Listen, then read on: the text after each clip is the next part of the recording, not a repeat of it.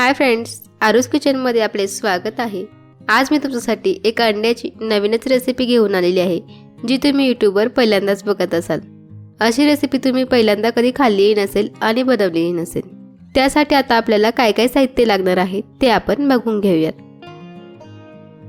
इथे मी 3 बोंबील घेतलेले आहे आणि त्याचे असे बारीक बारीक तुकडे करून घेतलेले आहेत। आता इथे 2 टोमॅटो मी बारीक चिरून घेतलेले आहेत आणि 3 मीडियम साईजचे कांदे हे बारीक चिरून घेतलेले आहेत। कोथिंबीर बारीक चिरून घ्यायची आहे आणि 3 इथं अंडी घेतलेली आहे। आता मी इथे एक कढई घेतलेली आहे, त्यामध्ये आपण मोठे 2 चमचे तेल टाकून घेऊयात। तेलाचा वापर इथे थोडासा मी जास्त केलेला आहे, तुमच्या आवडीनुसार तुम्ही तेल कमी जास्त करू शकता। आता तेल आपलं गरम झालेलं आहे, यामध्ये आपण जे बोंबलाचे तुकडे करून घेतलेले होते ते घालूयात आणि बोंबील आपण व्यवस्थित फ्राय करून घेऊया।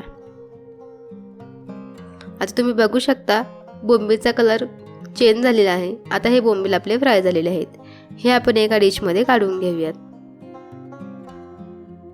आता याच तेलामध्ये आपण कांदा आणि टोमॅटो टाकून घेऊयात। आता सर्वात अगोदर कांदा आणि टोमॅटो आपल्याला व्यवस्थित परतून घ्यायचा आहे। कांदा इथं आपला फ्राय झालेला आहे, तुम्ही बघू शकता कांदा आणि टोमॅटोचा कलर ब्राऊन झालेला आहे। याच पद्धतीने आपल्याला कांदा टोमॅटो फ्राय करायचा आहे। जर कांदा जर आपला कच्चा राहिला तर या रेसिपीची चव एवढी छान येणार नाही।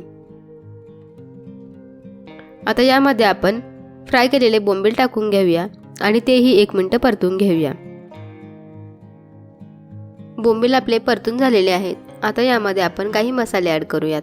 आता यामध्ये टाकूया चवीनुसार मीठ, लाल तिखट 1 चमचा, अर्धा चम्मच हळद। आता हे मसाले आपण परतून घेऊया, जास्ती काही मसाले यामध्ये आपल्याला टाकायचे नाही आहेत। आता या मसाल्यामध्येच आपण थोडीशी कोथिंबीर टाकणार आहोत, याने कोथिंबीरची चव रेसिपीला खूप छान येईल। आता यामध्ये आपण 1 ग्लास पाणी टाकूया आणि झाकण ठेवून एक उकळी काढून घेऊया। आता याला उकळी आलेली आहे। आता हे आपण झाकण काढून घेऊया आणि एका वाटीमध्ये एक अंड फोडून या रशामध्ये सोडूयात। अंडी सोडल्यानंतर ही भाजी आपल्याला हलवायची नाहीये, अशीच आपण झाकण ठेवून 10 ते 15 मिनिटं मीडियम गॅसवरती ही शिजवून घ्यायची आहे।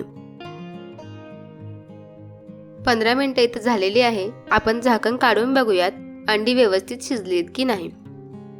ते बघण्यासाठी 1 चमचा घ्यायचा आहे आणि तो या अंड्यांवर दाबून बघायचा आहे। जर मध्येपर्यंत चमचा गेला नाही, कडक अंडी आपली झाली तर समजायचं की अंडे इथं शिजलेली आहेत।